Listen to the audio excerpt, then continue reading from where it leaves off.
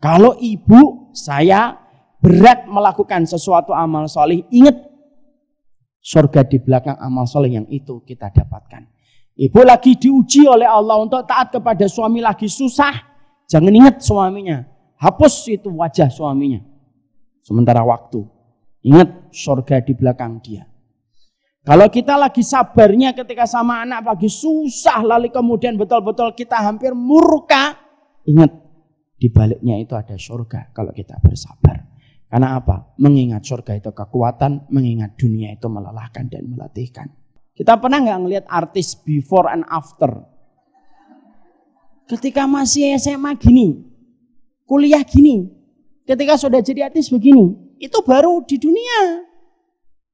Kalau di dunia saja ternyata ada wajah itu berbeda antara before and after, itu di dunia apalagi di surga. Dan ternyata penduduk surga itu nanti setiap pekannya dibuat wajahnya mereka itu tambah baru. Dan tidak pernah sama dengan wajah mereka sebelumnya. Wajahnya tetap sama. Tetapi perubahan penampilannya itu jauh berbeda. Dan itu dibuat oleh Allah per pekan. Setiap mereka pulang dari pasar. Jadi tidak ada rasa bosan. Tidak ada rasa bosan yang Allah berikan bagi setiap pasangan ketika sudah dipertemukan oleh Allah di surga. Bismillahirrahmanirrahim. Assalamualaikum warahmatullahi wabarakatuh.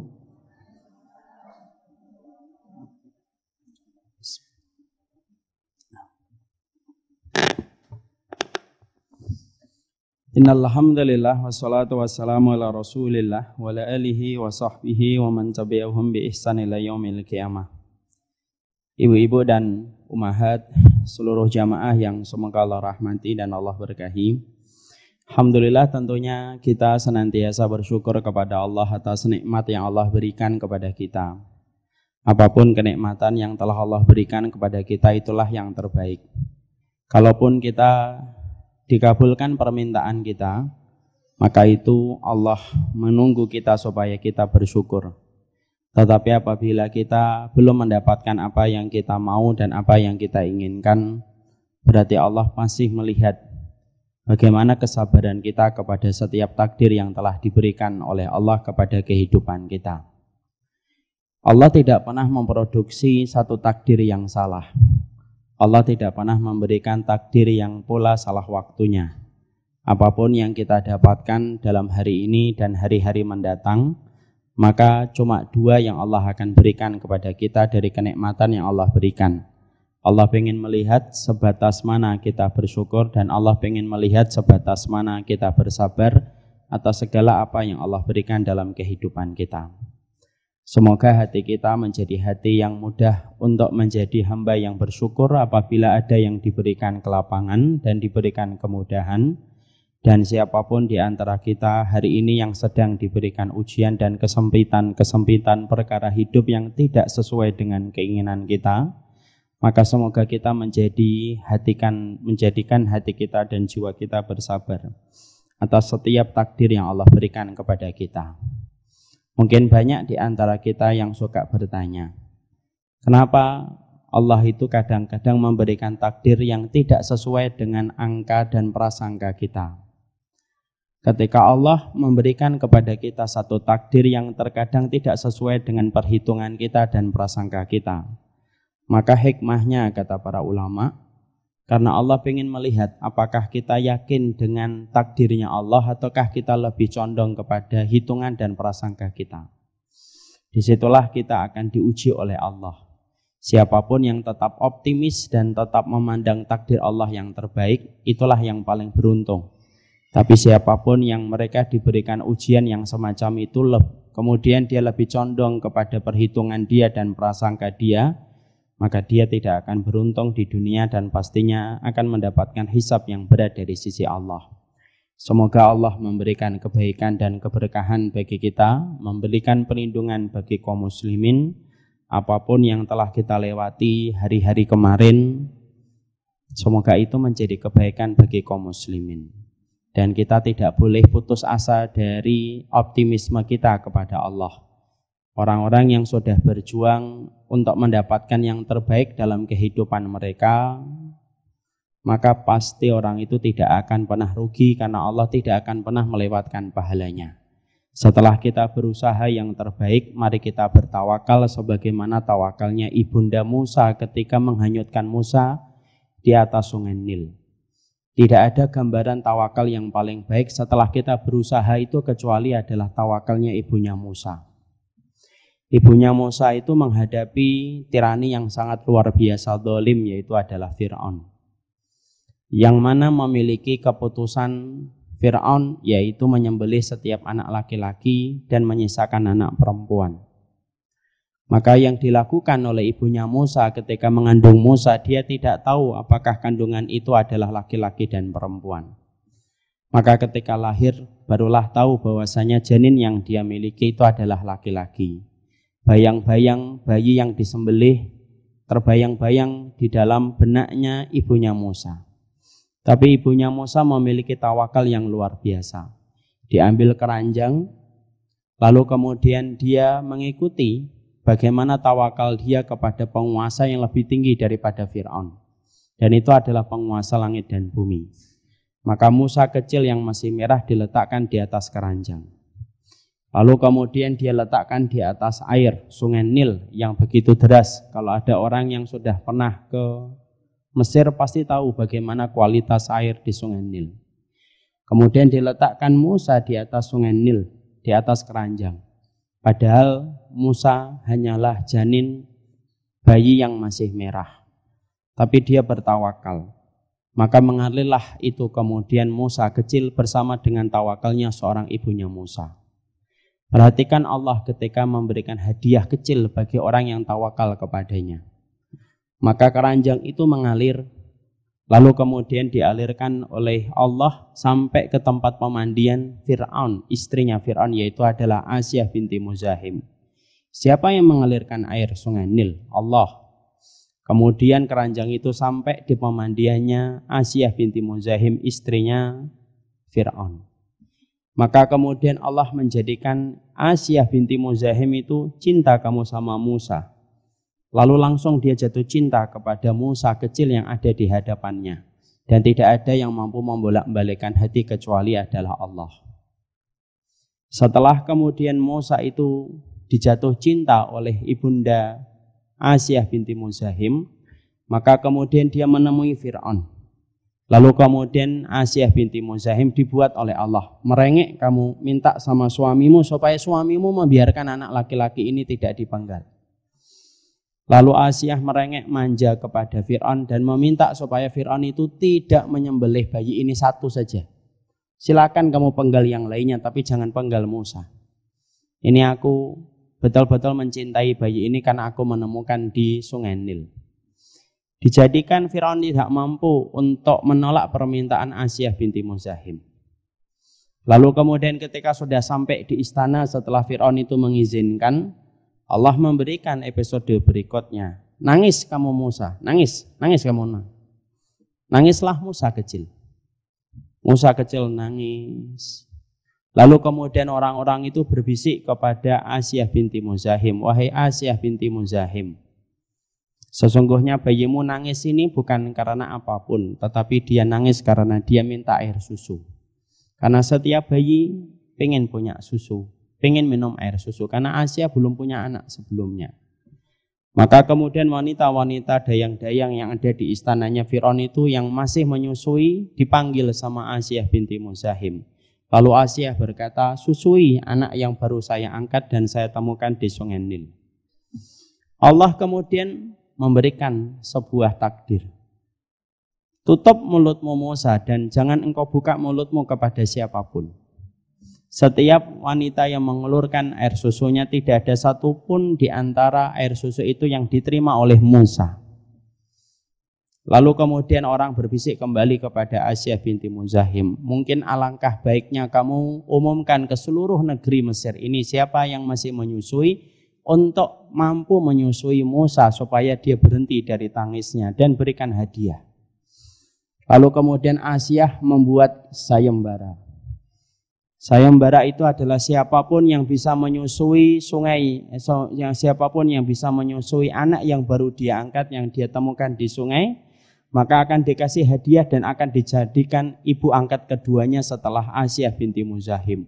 Ribuan orang ngantri. Kakaknya Musa yang ngikutin Musa mendapati pengumuman itu bergerak pulang ke rumah. Ibunya berdoa meminta supaya Musa yang ditenggelamkan itu diselamatkan oleh Allah ketika dia bertawakal sama Allah. Lalu kemudian kakaknya Musa datang dan memberitahu kepada ibunda Musa, wah ibu, ilbasi, pakailah pakaian yang terbaik. Datanglah ke istana Fir'aun, karena sesungguhnya istrinya Fir'aun membuat pengumuman siapapun yang bisa menyusui adik saya. Ibunya Musa tidak percaya. Dia memakai pakaian, dia mengikuti antrian untuk kemudian menyusui Musa. Satu persatu wanita yang menyusui Musa sebelum ibunda Musa dimuntahkan oleh Musa. Dan tidak ada satupun air susu itu yang diterima oleh Musa. Tapi ketika akhirnya ibunya Musa kemudian mendapatkan giliran untuk menyusui Musa, Allah memberikan wahyu kembali kepada Musa. Musa, buka mulutmu, susui ibu. Dibuka mulutnya Musa. Nyusuklah kemudian Musa kepada ibunda Musa. Dan dikembalikan Musa kepada ibunya sebagai hadiah bagi orang yang bertawakal kepada Allah Subhanahu wa ta'ala. Hari ini mungkin ada hati yang sedang kecewa. Hari ini mungkin ada yang lagi sedih. Tapi kan kita belum tahu. Kita ngomong apa sih Ustadz? Saya juga nggak tahu ngomong apa ini. Tapi kita tidak tahu bahwasanya mungkin hati kita ada yang tidak mendapatkan apa yang kita harapkan. Tapi kita yakin bahwasanya tawakal itulah yang akan menjadikan kita menang. Kalaulah ibunya Musa yang disebut oleh sebagian dari ulama mengatakan, ada yang mengatakan beriman, ada yang mengatakan belum beriman. Ketika dia menyerahkan kepada penguasa yang lebih tinggi daripada Firaun, yaitu Allah. Allah memberikan hadiah kepada ibunda Musa. Maka tawakal itulah yang kita miliki. Dan semoga Allah memberikan keberkahan bagi semua urusan kita, memberikan keberkahan bagi kaum muslimin, memberikan keberkahan bagi ulama-ulama yang ada di antara kita yang telah memimpin kita di saf-saf yang pertama untuk menegakkan yang benar dan menghilangkan yang mungkar. Semoga apapun yang telah terjadi tidak membawa mudarat bagi Islam dan tidak membawa keburukan bagi kaum muslimin. Allahumma la tusallit alaina man lam yuhibbuna. Ya Allah, jangan engkau menimpakan kepada kami penguasa yang tidak mencintai kami. Karena sesungguhnya kami hanyalah orang-orang yang beriman kepada engkau dan berusaha untuk mengikuti syariatmu dan syariat nabimu. Semoga Allah memberikan kebaikan untuk kita semuanya. Kita akan membahas dan meneruskan kajian kita, yaitu membahas tentang 175 jalan ke surga. Kenapa kita penting untuk membahas tentang tema ini? Tentunya kita paham betul bahwasanya dunia itu merupakan tempat yang melelahkan dan tempat yang meletihkan. Itulah dunia. Makanya orang ketika di dunia itu cenderung dia lelah dan cenderung dia letih. Kadang-kadang kalau kita beriman, kita merasa lelah dalam iman. Kadang-kadang kalau kita sedang merangkai ketakwaan, kita sering merasa kelelahan. Karena sesungguhnya dunia itu fitrahnya adalah tempat yang melelahkan dan tempat yang meletihkan. Itulah dunia. Makanya manusia itu selalu berada pada keletihan dan keletihan ketika mereka di dunia. Satu obat yang bisa menjadikan kita terhapus segala kelemahan, segala kelelahan dan keletihan kita itu cuma satu. Yaitu adalah ketika nanti kita berada di surga. Karena tidak ada tempat untuk menyapih semua kelelahan kita dan keletihan kita kecuali adalah ketika nanti kita di surga. Keletihan kita di dunia belum sebanding dengan keletihan yang nanti kita dapatkan dalam perjalanan ketika kita sudah di alam barzakh. Karena di alam barzakh pun kita belum tentu istirahat. Karena belum tentu kita mendapatkan kedudukan ruh yang mendapatkan kenikmatan ketika kita meninggal dunia. Karena semua perjalanan yang ditempuh manusia sebelum dia memasuki surga, semua itu cenderung melelahkan dan meletihkan. Karena tempat kita melepaskan kelelahan dan keletihan itu hanyalah satu, yaitu adalah ketika kita di surga. Imam Ahmad bin Hanbal pernah ditanya oleh salah satu murid beliau. Di mana tempat kami untuk melepaskan kelelahan dan kelelahan ini, wahai Imam Ahmad? Kemudian Imam Ahmad berkata, innama nastarih fil jannah. Sesungguhnya tempat istirahat kita adalah ketika nanti kita sudah berada di surga, itulah tempat istirahat kita. Karena sesungguhnya surga adalah tempat kita melepas kelelahan dan keletihan, maka itulah yang menjadikan kita harus mengkaji semua ilmu yang bisa menyebabkan kita jatuh cinta kepada surga. Karena barang siapa orang yang jatuh cinta kepada surga, maka terasa rendah nilai dunia. Tapi siapapun yang dia jatuh cinta kepada dunia, maka sebaliknya, maka akan terasa kecil dan terasa hina urusan surga. Kalau urusan surga sudah terasa hina, maka dia akan menjadi manusia yang paling lelah ketika mengikuti apa kata dunia, karena dunia itu tempat melelahkan dan tempat meletihkan. Untuk mampu jatuh cinta kepada surga itu tentunya tidak gampang. Karena sesungguhnya kita harus melawan nafsu. Yang mana nafsu itu mendominasi kita untuk mencintai dunia. Kita harus melawan setan, karena sesungguhnya setan itu selalu menjadikan kita selalu melihat pernik-pernik dunia itu tampak indah. Tetapi walaupun itu berat, usaha itu harus dirangkai dan harus dilaksanakan. Dan inilah yang menjadikan kita mempelajari 175 jalan ke surga. Kenapa kita mempelajari kitab ini, Ustadz? Karena kitab ini akan menjadi modal bagi kita supaya kita mampu belajar untuk mencintai surga. Karena siapapun yang telah mencintai surga, urusan dunia itu tampak remeh dibandingkan dengan urusan surga yang dia sudah jatuh cinta kepadanya. Semoga kita termasuk orang-orang yang jatuh cinta kepada surga dengan ilmu yang kita kaji, karena belum tentu semua orang yang mengenal surga itu jatuh cinta kepada surga. Ada orang berkata, saya jatuh cinta kepada surga, tapi dia makan yang haram, berarti tidak jatuh cinta sama surga. Ada yang mengatakan saya jatuh cinta sama surga, tapi dia memperlihatkan auratnya, berarti dia tidak jatuh cinta sama surga. Ada orang yang mengatakan saya jatuh cinta sama surga, tapi ternyata dia tidak menjadi orang yang memperjuangkan agama Allah, berarti dia tidak jatuh cinta kepada surga. Karena banyak orang yang ngomong jatuh cinta kepada surga, tetapi belum tentu dia betul-betul jatuh cinta kepada surga. Moga-moga kita termasuk orang yang jujur mengatakan jatuh cinta kepada surga, dan semoga kecintaan itu mendorong kita beramal soleh dan kita layak menjadi penduduk surga dalam kehidupan kampung akhirat kita. Amin insyaallah. Sekarang mari kita buka buku kita. Bagi yang membawa buku silahkan dibuka. Bagi yang tidak membawa buku, saya sudah kehabisan kata-kata untuk menyampaikan. Semoga dosa-dosanya diampuni oleh Allah Subhanahu wa taala.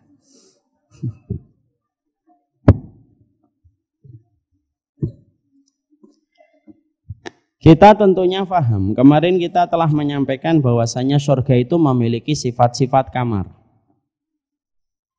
Bahwasanya surga itu memiliki sifat-sifat kamar. Berarti surga itu ketika memiliki sifat-sifat kamar, berarti ada rumah.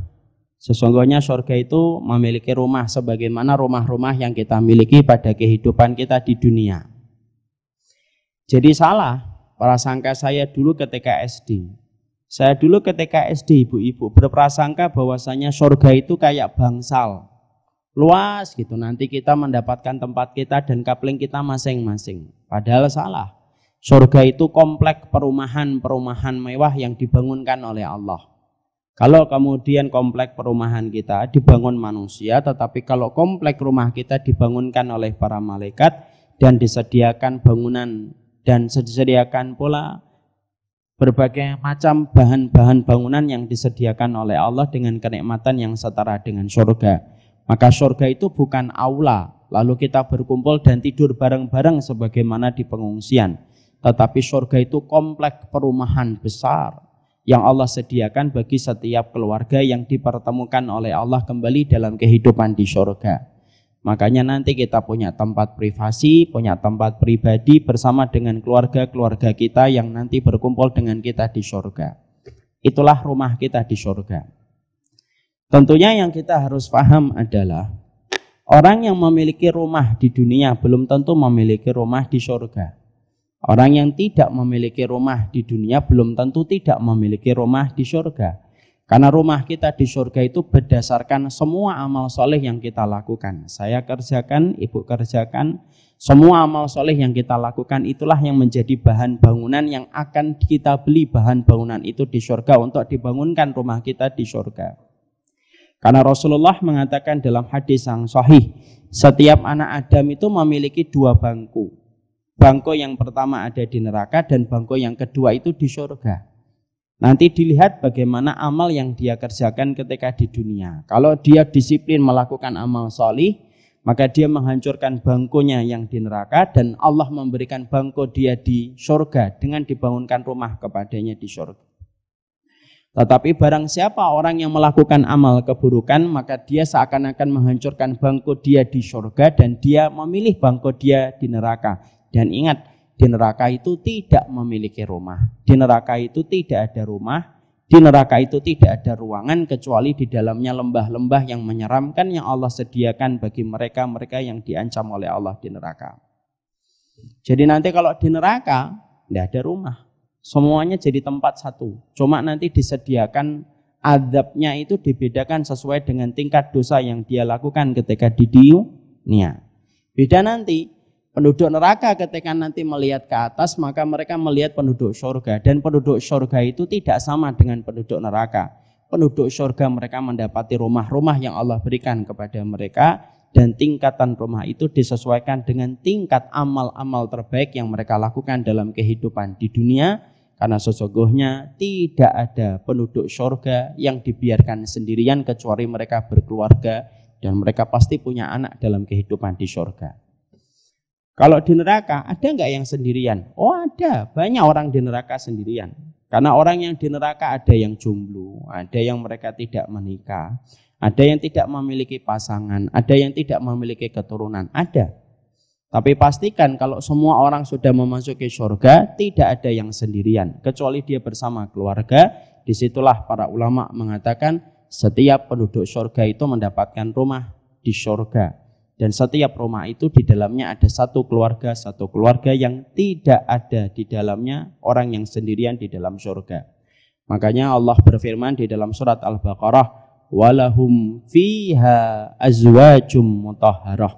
Setiap orang yang sudah di surga itu pasti mendapatkan pasangan yang suci yang Allah berikan kepada mereka ketika mereka sudah berada di surga. Itulah rumah-rumah kita nanti di surga. Siapa yang menguasai rumah-rumah di surga? Yang menguasai rumah-rumah di surga tentunya adalah para wanita-wanita dunia yang memasuki surga. Merekalah penguasa rumah-rumah itu. Kenapa wanita-wanita di dunia yang memasuki surga itu identik dengan rumah ya Ustadz? Kita lihat ketika ibunda Musa, yaitu ibunda angkatnya Asyah binti Muzahim tadi, istrinya Fir'aun. Ketika dia meminta kepada Allah itu, yang diminta kepada Allah itu apa? Sebuah rumah di surga. Rabbibnili indaka baitan fil jannah. Ya Allah, bangunkanlah untukku sebuah rumah di surga.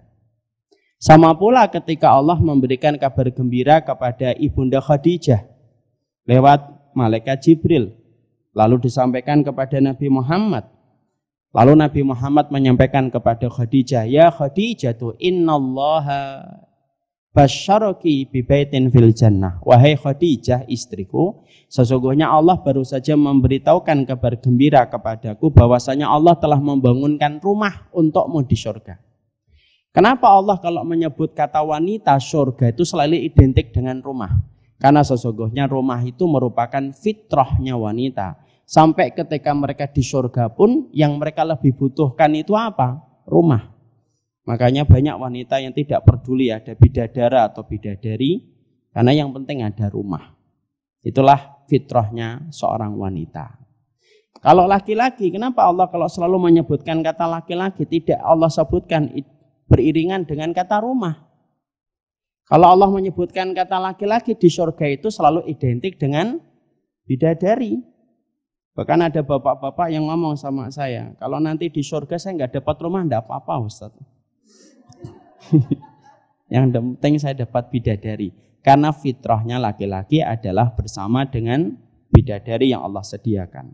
Dan kita sudah menyampaikan kenapa ada bidadari tetapi tidak ada bidadara.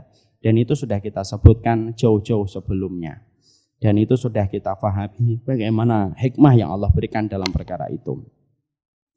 Sekarang mari kita lihat. Setelah kita mendapatkan rumah-rumah, yaitu yang Allah berikan kepada para wanita-wanita yang ada di surga, maka bedakan dengan bidadari. Saya sudah kemarin bicara 2 bulan yang lalu kalau tidak salah. Dalam pembicaraan kita dalam waktu yang lalu adalah apa bedanya wanita di surga, wanita di dunia memasuki surga dengan para bidadari? Jelas berbeda. Pemimpin para bidadari itu adalah wanita-wanita di dunia yang memasuki surga. Itu adalah pemimpin mereka itu siapa? Ibu-ibu. Kalau ibu-ibu nanti masuk surga. Maka ibu-ibu itu adalah pemimpin para bidadari di surga. Dan kecantikan para bidadari akan dikalahkan oleh wanita di dunia yang memasuki surga. Kenapa? Imam Ibnu Katsir sering menyampaikan. Karena sesungguhnya para bidadari hanya diciptakan untuk menjadi objek kegembiraan bagi laki-laki di surga.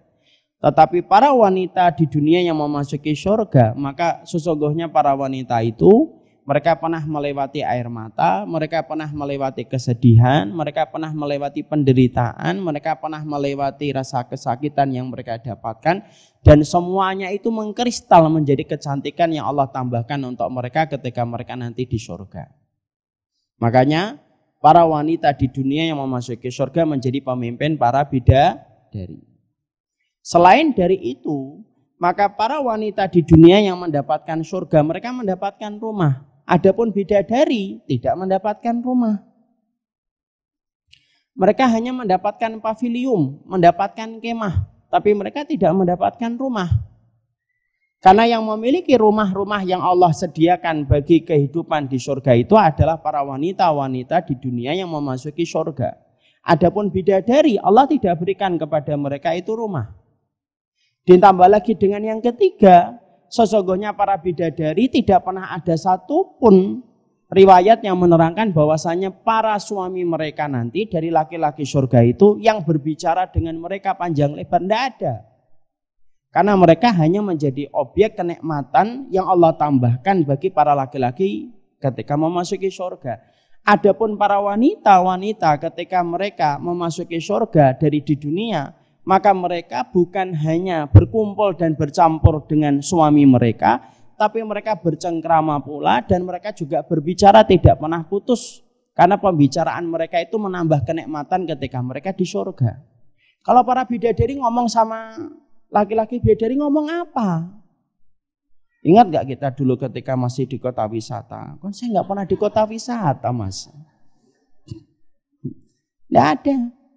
Tapi kalau kemudian para wanita-wanita yang ada di surga dari di dunia ketika mereka diperuntukkan kembali bagi laki-laki penduduk surga, maka di antara kenikmatannya adalah mereka akan ingat semua memori yang pernah mereka lewati ketika di dunia dan itu menjadi pembicaraan tidak pernah putus dengan suami-suami mereka ketika mereka di surga. Makanya ibu tidak usah cemburu dengan para bidadari. Karena apa? Levelnya tidak sama dengan ibu. Ya. Selama ibu masuk surga. Kalau tidak masuk surga ya sama aja. Makanya itu yang menjadikan kita harus paham. Sekarang mari kita lihat. Allah itu ternyata membangunkan kemah. Sebenarnya maksudnya di sini saya lebih tepat menerjemahkan bukan kemah tetapi pavilium. Allah menyampaikan di dalam surat Ar-Rahman ayat yang ke-72. Hurum maksuratun fil khiyam. Bidadari-bidadari yang jelita, putih bersih dipingit dalam kemah-kemah mereka. Yaitu ada kemah-kemah mereka, yaitu di dalamnya disitulah para bidadari-bidadari itu diciptakan oleh Allah, dipingit. Artinya tidak ada satupun yang pernah ngajak bicara mereka kecuali nanti. Yaitu adalah laki-laki yang akan menjadi bagian menjadi miliknya dia. Jadi bidadari itu nanti sudah dibagi sesuai dengan semua penduduk surga yang nanti akan memasuki surga. Berapa setiap penduduk surga nanti ketika memasuki surga? Satu laki-laki mendapatkan 2 bidadari. Loh katanya 72 Ustaz. 72 kalau mati syahid. Kalau mati syahid, maka dia akan mendapatkan tambahan menjadi 72. Kemudian disampaikan oleh Rasulullah SAW dalam hadis riwayat Bukhari Muslim. Inna lil mu'mini fil jannati la khaymatan min lu'lu'ati wahidah mujawwafatin tuluha sittuna milan lil mu'min fiha ahluna yatufu alihil mu'min fala yara ba'duhum ba'dha. Sesungguhnya orang mukmin ketika di surga itu memiliki sebuah kemah, memiliki sebuah pavilion yang terbuat dari satu mutiara yang gede, satu mutiara raksasa. Jadi ibu bayangkan mutiara, kalau mutiara yang kecil yang harganya bisa ratusan juta, itu raksasa, sebesar ini mungkin. Lalu kemudian dibolongin tengahnya, ini segede ini, dibolongin tengahnya, sekitar 60 mil. 60 mil itu mungkin 100 kilo lebih. 100 kilo lebih. Yang mana kata Rasulullah, di dalamnya orang mukmin itu apabila memiliki istri-istri, apabila mereka menggilir istri-istri mereka, istri-istri di sini itu adalah para bidadari. Maka kemudian masing-masing tidak mampu melihat sebagian dengan yang lainnya. Artinya, setiap rongga dari mutiara raksasa dibolongin tengahnya oleh para malaikat itu, maka sejauh 60 mil, sekitar 100 km lebih, lalu kemudian di dalamnya lah kemudian dia itu akan menggilir istri-istrinya dari kalangan bidadari, di mana antara satu ruangan dengan ruangan berikutnya tidak mampu dilihat oleh yang lainnya. Tapi ini bersama bidadari. Kok kenapa harus di sini Ustaz? Karena yang namanya kemah dan kemudian pavilion ini walaupun dari mutiara tidak bisa mengalahkan rumah yang Allah berikan bagi wanita yang memasuki surga. Karena rumahnya itu diperuntukkan bagi istrinya yang dulunya dia dapatkan dari kehidupan di dunia. Adapun di kemah ini, itulah kegiatan yang dilakukan oleh para suami ketika Allah memberikan kepada mereka 2 bidadari, ditempatkan bidadari itu tidak bersama dengan satu rumah. Jadi tidak satu rumah. Jadi rumahnya jangan dibayangkan nanti rumah penduduk surga itu lantainya 3. Lantai 1 istri pertamanya yang ketika dari di dunia. Istri keduanya bidadari, istri ketiganya bidadari. Tidak boleh. Dalam kehidupan di dunia saja kalau poligami aja tidak ngumpulin satu atap. Saya rukun Ustaz. Ya walaupun rukun, tidak boleh satu atap. Harus beda atap. Maka sama, para wanitanya mereka mendapatkan kedudukan layaknya permaisuri bagi seorang raja. Diberikan rumah khusus. Tetapi di depan rumah itu kemudian ada ruangan, ada sebuah rongga dari mutiara yang begitu besar, jaraknya 100 km lebih, maka kemudian para laki-laki kalau mereka keluar ingin mencampuri para bidadarinya, maka mereka di ruangan itu. Dan itu pun tidak bisa dilihat sama yang lainnya. Nah istri mereka di mana? Istri mereka di rumah. Lah terus gimana Ustaz? Kelihatan nanti sama istrinya. Nanti istrinya marah-marah, banting mutiara, banting emas, banting permata. Tidak ada itu. Itu insya Allah dihilangkan oleh Allah. Sebagaimana Allah mampu menjadikan ibu hatinya cemburu ketika di dunia, maka mudah bagi Allah untuk mencabut rasa cemburu itu ketika sudah di surga. Itu jawaban mudah dari Rasulullah itu kayak gitu. Kalau Allah mampu menjadikan hatinya ibu cemburu di dunia, itu lebih mudah bagi Allah untuk mencabut rasa cemburu. Sebagaimana Rasulullah pernah ditanya, orang kafir nanti kalau di akhirat jalannya gimana ya Rasulullah di padang mahsyar? Pakai kepala. Lalu kemudian para sahabat bingung, gimana jalan pakai kepala ya Rasulullah? Nabi jawabnya dengan mudah. Kalau Allah itu mampu menjadikan kamu jalan dengan kedua kaki, maka lebih mudah bagi Allah untuk menjadikan kamu itu jalan dengan kepala. Maka sama pula, Ustadz, gimana mungkin saya akan membiarkan suami saya itu akan bersama dengan bidadari di depan rumah? Oh sekarang dia ada di Amerika, saya cek kok Google Map-nya kemana? Itu di dunia ibu, itu di dunia. Dan jawabannya simpel dan mudah. Kalau Allah itu mampu menjadikan kita cemburu, Allah akan cabut cemburu itu dengan lebih mudah. Karena apa? Mencabut itu lebih mudah daripada memasang. Paham? Jadi tidak usah khawatir. Jadi nanti kalau misalkan ada seorang suami di surga itu ditanya, mau kemana mas? Mau ke pavilion. Oke. Kalau kita dapatkan ada yang semacam itu, pastikan itu tidak lagi di Indonesia. Tapi kita sudah berada di surga yang belum tinggi dengan kenikmatan. Dan jangan membayangkan terlalu berlebihan hidup di dunia itu. Selama hidup di dunia pasti ada cemburu. Tapi cemburu itu sewajarnya. Saya pernah ditanya, Ustadz, gimana hukumnya seorang istri mereksa handphone suaminya? Saya tanya, ibu mau tahu jawaban yang sesungguhnya atau tidak? Ya sudah, saya bacakan fatwa saja. Saya buka fatwa ulama, saya buka. Saya bacain, ibu bisa bahasa Arab? Tidak bisa Ustaz, saya bacain. Tidak diperbolehkan seorang wanita untuk membuka yang dimiliki pribadi oleh sang suami. Allah Ustaz jawab kayak gitu karena mungkin Ustaz laki-laki. Enggak. Ini fatwanya para ulama. Para ulama lalu mengatakan, kalaupun terjadi dosa pada handphone yang dia baca, itu pun antara tanggung jawab dia dengan Allah dan istrinya tidak akan terkena dosa. Yang lebih berhak untuk memeriksa handphone itu bukan istri kepada suami, tetapi suami kepada istri. Bukan berarti kemudian akhirnya para suami lega, alhamdulillah. Habis ini mungkin ada yang pengen motong videonya 1 menit. Gitu. Nggak usah gitu. Kita jelaskan hukumnya.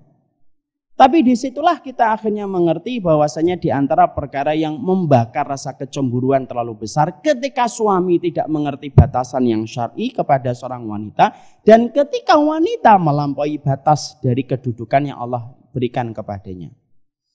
Saya ingatkan ini, jangan sampai kemudian akhirnya sang laki-laki merasa bebas dengan ini. Ini kita harus paham. Titik lemahnya seorang laki-laki itu adalah pada wanita.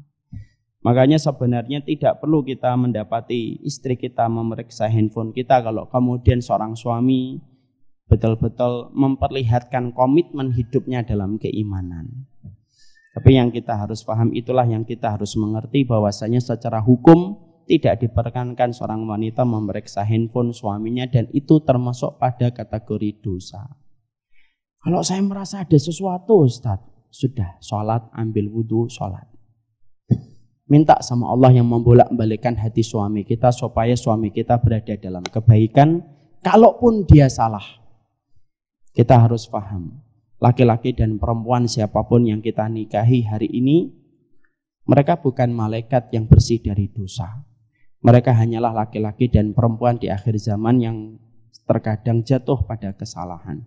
Tapi saya ingatkan, salahnya seorang suami, maka seorang wanita tidak ada dosa atas kesalahan yang dilakukan oleh suami. Berbeda dengan kesalahan istri. Kesalahan istri, sang suami nanti akan mendapatkan pulut dan mendapatkan akibat dari kesalahan yang dilakukan oleh istrinya. Dan itulah yang kita harus mengerti. Cemburu itu adalah bagian dari fitrahnya wanita. Makanya kalau bapak-bapak yang ada di sini mendapatkan rasa cemburunya istri, maka kita harus memahami itulah fitrahnya wanita ketika mereka memiliki perasaan. Makanya di antara yang kita selalu meminta, saya menyampaikan ini untuk diri saya dan kepada semua laki-laki yang mungkin mendengar kajian kita. Mintalah kemarahan kita nanti bukan kemarahan yang mendatangkan kemurkaan Allah. Semoga para suami termasuk orang yang melazimi doa-doa itu. Kadang-kadang ada tipe laki-laki yang terpancing dengan emosi dan gejolak perasaan wanita. Terpancing marah dan marahnya menjatuhkan dia pada kemurkaan Allah. Makanya salah satu doa yang harusnya saya dan para suami lazimi adalah Allahumma inni a'udzubika. Ya Allah, sesungguhnya aku berlindung diri dari semua rasa marah yang membuat engkau murka kepada setiap kemarahanku. Dan itu termasuk perkara yang sering kita dapatkan mandorotnya besar dalam hubungan suami istri. Kadang-kadang kita ketika marah mendapati cemburunya seorang wanita menyebabkan kemarahan kita jatuh kepada kemurkaan Allah. Dan itu merupakan satu perkara yang harusnya kita berlindung darinya, karena tidak ada yang membuat kita marah sampai jatuh kepada kemurkaan Allah kecuali adalah syaitan. Makanya inilah yang kita harus pahami, sesungguhnya cemburunya seorang wanita adalah bagian dari fitrah apabila tidak melampaui batas. Kalau sudah melampaui batas, maka sesungguhnya itu merusak. Karena segala sesuatu kalau sudah melampaui batasannya dan takarannya, maka itu adalah melampaui batasan, maka itu pasti akan merusak. Karena sesuatu yang melampaui batas itu pasti merusak. Siapa wanita-wanita sholihah yang pernah merasa cemburu? Banyak. Salah satunya mungkin kita sudah mengenal Ibunda Aisyah pun cemburu dan terkenal sebagai wanita yang pecemburu. Tapi begitu indahnya Rasulullah ketika meredam rasa cemburunya Ibunda Aisyah dan ngerti kapan marahnya Ibunda Aisyah itu adalah karena cemburu. Walaupun riwayat ini sebagian besar para ulama meragukan riwayat kemarahannya Aisyah ketika pernah membanting hidangan ketika dia dibakar rasa cemburu. Sebagian ulama meragukan riwayat itu. Tapi sebagian ulama ada yang mensahihkan riwayat itu dan mengambil pelajaran. Itulah fitrahnya wanita ketika dia cemburu.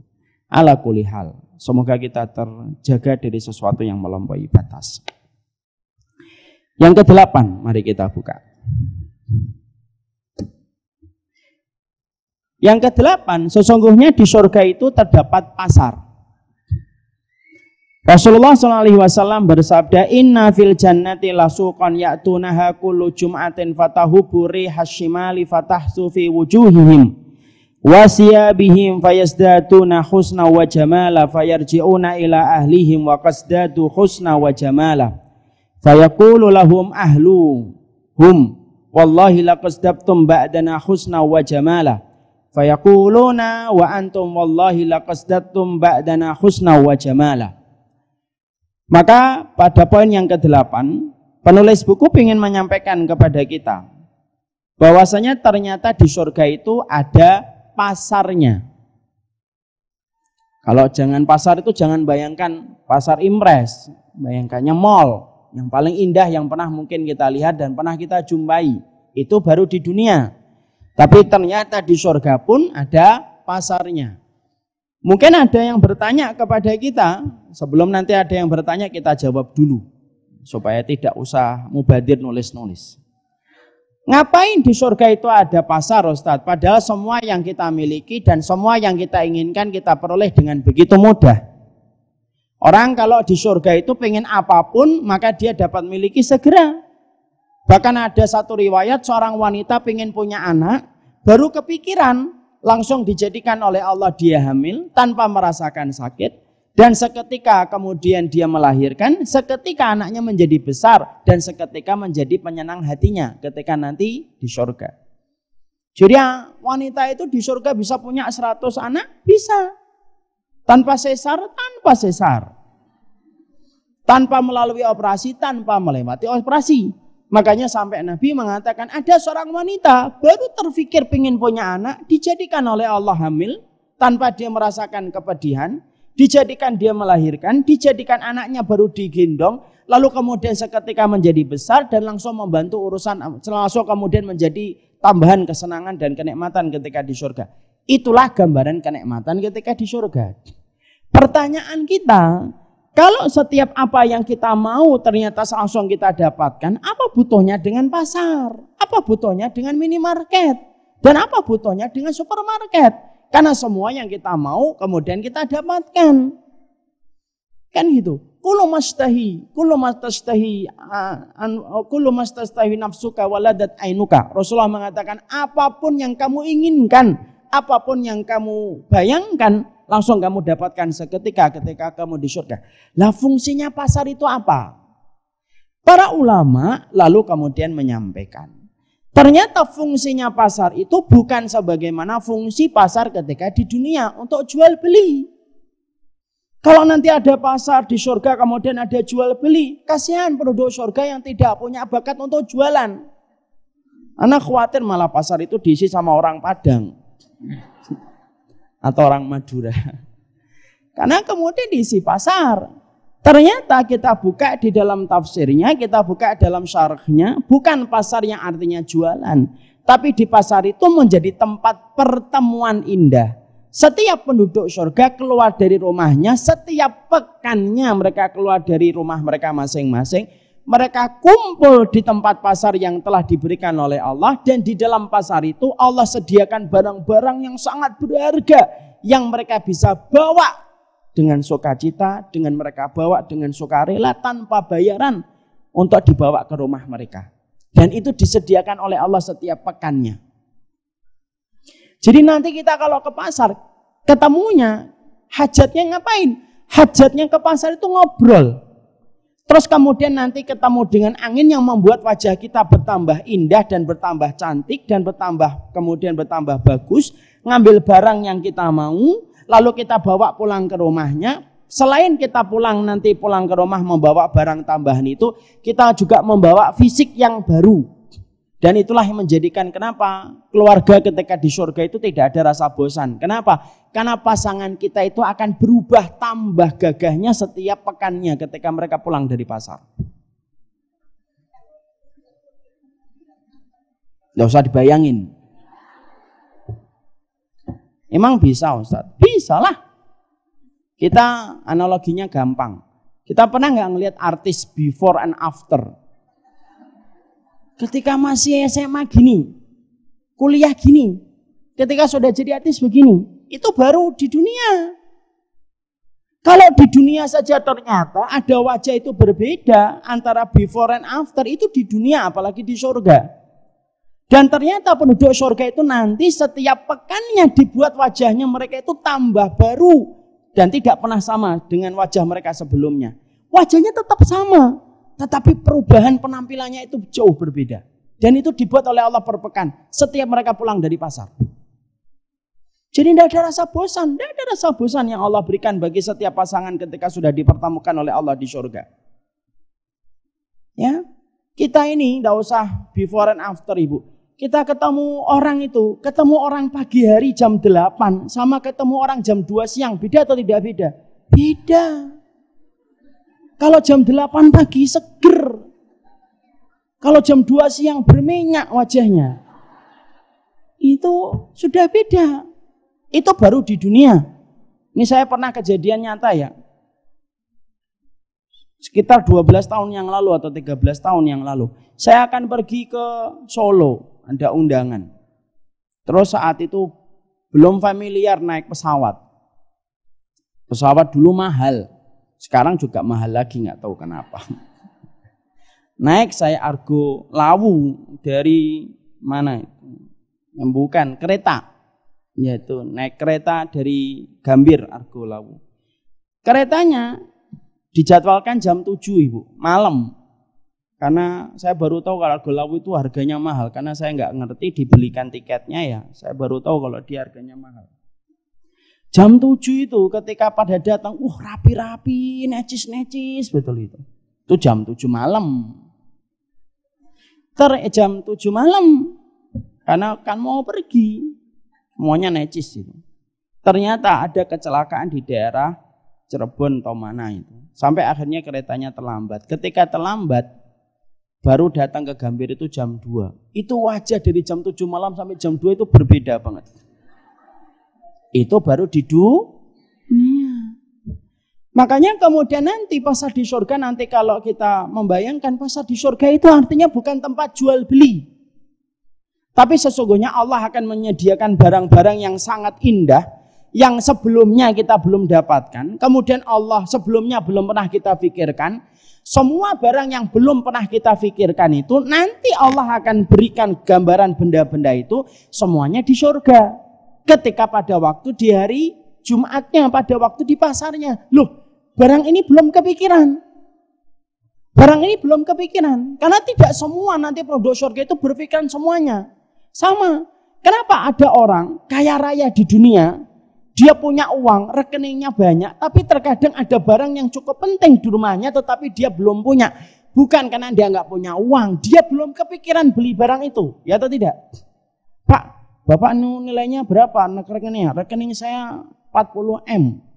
Kenapa Bapak nggak beli barang ini? Ini kan penting. Loh, saya nggak kepikiran kok. Itu di dunia gitu. Maka sama di surga, tidak semua penduduk surga nanti punya kepikiran semuanya seketika. Enggak. Kita ini punya kepikiran nanti ketika di surga, kata Imam Ibnu Katsir, kepikiran kita di surga itu nanti berproses. Hari ini kepikiran ini, besok kepikiran punya ini, besok kepikiran punya ini, besok pengen ketemu kucing, besok. Hari ini saya pengen punya istana yang begini, hari ini. Kepikirannya itu kemudian berubah-ubah, berproses. Ada barang yang belum pernah kita pikirkan, tapi Allah tahu barang itu sebenarnya kita butuhkan. Allah nanti sediakan di pasar, tinggal ngambil untuk kita bawa ke dalam rumah kita. Menjadi tambahan kenikmatan yang kita bawa ke dalam rumah-rumah kita. Yang Allah berikan bagi penduduk surga. Makanya di surga itu ada pasar. Nama pasarnya apa Ustaz? Tidak disebutkan namanya oleh Allah. Tapi yang jelas disitulah ada pasar. Cuma maaf, yang datang ke pasar itu bukan ibu-ibu. Tapi yang datang ke pasar itu adalah para suami mereka. Lah para wanitanya di rumah. Dan mereka saling mengunjungi para teman-teman mereka dan sahabat-sahabat mereka antara satu rumah dengan rumah yang lainnya. Nanti kemudian ada yang tanya, Ustadz, kalau saya berada di tingkatan surga yang paling rendah, apakah saya bisa mengunjungi saudara saya dan sahabat saya yang tingkatan surganya lebih tinggi daripada saya? Karena dianya dulu lebih soleh di dunia. Dulu kalau dia ngaji nggak ngantuk, kalau saya tidur Ustadz, di surganya tinggi dia. Bisa saya ngunjungin itu? Bisa. Karena bukan hanya ngunjungin sahabat, kita ngunjungin para nabi pun dan kita ngunjungin para rasul pun kemudian kita dimampukan oleh Allah. Makanya Allah menyampaikan dalam surat An-Nisa, "Wa may yuti'illaha war rasula fa ulaika ma'al ladzina an'amallahu 'alaihim minan nabiyyin wasiddiqin wasyuhada wasolihin wa hasuna ulaika rafiqa." Siapapun yang taat kepada Allah dan Rasulnya dikumpulkan dengan orang yang diberikan nikmat kepada mereka dari kalangan para nabi, para rasul, orang yang cinta kebenaran, orang yang mati syahid, dan orang yang solih, dan itulah teman yang terbaik. Kita ketemu Nabi Muhammad yang berada firdaus yang paling tinggi pun bisa, apalagi ketemu dengan orang yang derajatnya lebih rendah dengan Rasulullah SAW. Kalau ketemu Nabi saja ente mampu, apalagi ketemu dengan orang yang bukan Nabi. Jadi kalau ibu nanti di sini sama-sama mendapatkan surga insya Allah, tingkatan surganya beda-beda. Ada yang lebih tinggi, ada yang lebih rendah. Yang lebih tinggi bisa ngunjungin yang di bawah, yang di bawah bisa ngunjungin yang di atas. Itulah akidah Ahlussunnah wal Jamaah. Bukan berarti kemudian kita hanya bisa ngunjungin yang satu tingkat. Tapi kita bisa ngunjungin sampai ke atas. Bukan hanya ke surga. Bahkan kita pun mampu mengunjungi neraka. Kapan kita mengunjungi neraka? Ketika kita diberikan izin untuk memberikan syafaat kepada teman-teman kita yang pernah membersamai kita dalam kebaikan. Tapi belum ditakdirkan menjadi penduduk surga. Kita pun bisa mengunjungi neraka. Kalau Allah mengizinkan. Ketika kita diberikan izin memberikan syafaat. Karena ada saatnya nanti ketika di surga. Kadang-kadang kita kepikiran, loh, aina haula yusalluna ma'ana. Loh teman saya dulu mana ya Allah yang dulunya pernah sholat sama kami ketika kami itikaf di Darussalam. Aina haula yasumuna ma'ana. Mana teman kami yang dulunya puasa sama kami? Mana teman kami yang dulunya beramal soleh sama kami? Kok tidak kami jumpai di lapisan itu tidak ada, lapisan atasan tidak ada, lapisan yang berikutnya tidak ada. Lapisan bawah tidak ada, wong kita berada lapisan paling bawah ya Allah. Mana? Kemudian dijawab oleh Allah, haula'i finnar. Teman-temanmu itu berada di dalam neraka. Akhrijuhum mimman kana fi qalbihi miskala dinarin min imanin. Teman-teman yang dulu kamu tanyakan itu, yang membersamai kamu dalam puasa, sholat, dan kemudian amal solih, mereka berada di neraka. Karena dosa-dosa mereka lebih banyak dari ibadah amal yang mereka lakukan. Akhrijuhum, keluarkanlah teman-teman mereka itu, teman-teman kamu itu keluarkan selama mereka memiliki iman seberat 1 dinar. Bisa bayangkan enggak seberat 1 dinar itu kayak apa? Ringan atau berat? Ringan, bisa kita gini kan. Kalau 1 kilo gitu masih lumayan berat. Ini 1 dinar ringan banget. Dan Allah menyampaikan akhrijuhum mimman kana fi qalbihi miskala dinarin min imanin. Keluarkan teman-temanmu yang kamu baru saja tanyakan itu, kalau mereka memiliki iman seberat 1 dinar. Masya Allah, saya bayangkan 1 dinar itu seberat apa itu. Wong kita sholat 2 rakaat sebelum subuh saja, apa pahalanya?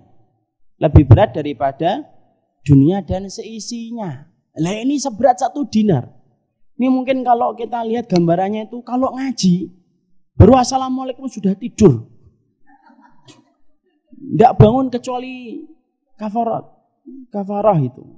Subhanakallahumma wa bihamdika, bangun dia. Mungkin kalau puasa sunnah ngelihat es teh manis itu batal. Seberat 1 dinar. Lalu Allah memasukkan kemudian penduduk surga itu turun dari surga itu ke bawah. Loh, sampai penduduk surga itu bisa turun ke bawah. Nanti turun ke bawah dia keluarkan teman saya. Ini teman saya dulu nemenin saya sholat, nemenin puasa. Ini teman saya dulu nih kalau saya sholat ini pasti masbuk. Kalau saya salam dia berdiri lagi. Karena dia masbuk. Ini teman saya ini kalau sodakoh bingung antara iya jadi atau enggak jadi. Nah ini. Itu semuanya dikeluarkan. Dengan kemudian izin dari Allah. Ketika sudah dikeluarkan itu.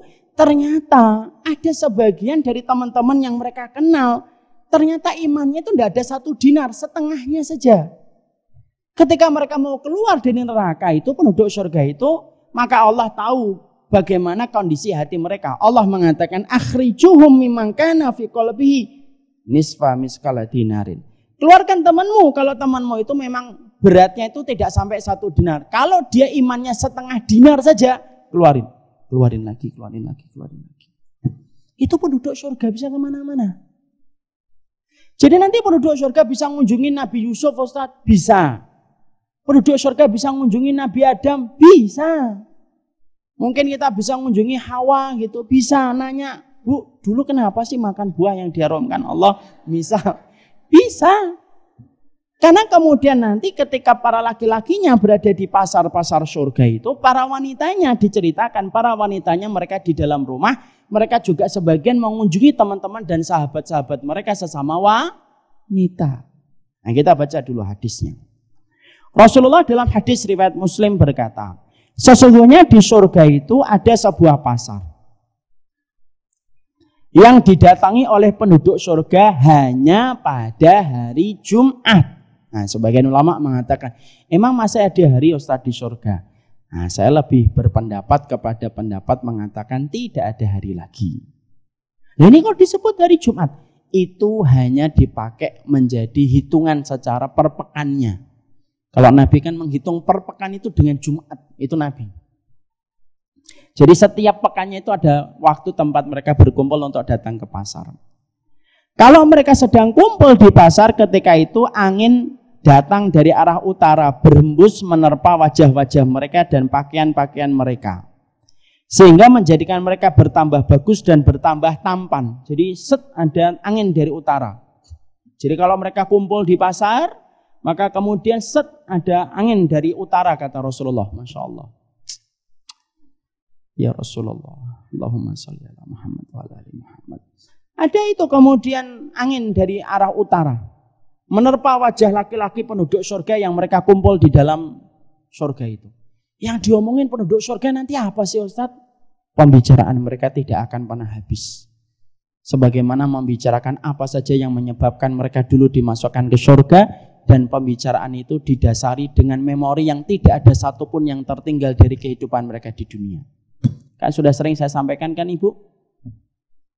Salah satu di antara kenikmatan pembicaraan di surga itu apa? Tidak ada satupun memori dari kehidupan di dunia yang terlupakan ketika kita nanti sudah di surga. Kalau kita di dunia kan sering lupa. Ada Ustadz nanya, kajian kita bulan lalu apa? Nah, itu Ustadz saya juga lupa. Nah, itu di dunia.